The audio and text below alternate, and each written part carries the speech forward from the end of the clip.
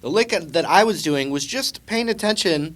This is also related to just knowing your scales on one string, because you can do some cool slides.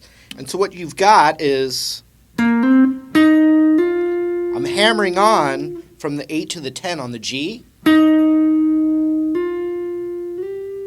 Then I'm sliding it up a whole step. Then a minor third, so I'm all the way up to the 15th fret. If I'm in this key of C minor pentatonic, all the way up to the 15th fret. Okay, and I'm keeping that pressure the whole time, sliding it back to 10 really quickly back up to the 12, like this. Altogether, with one pick, you're going,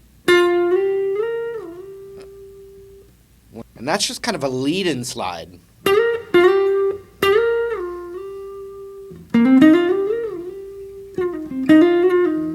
But that also relates, like I said, to just knowing your minor pentatonic on one string.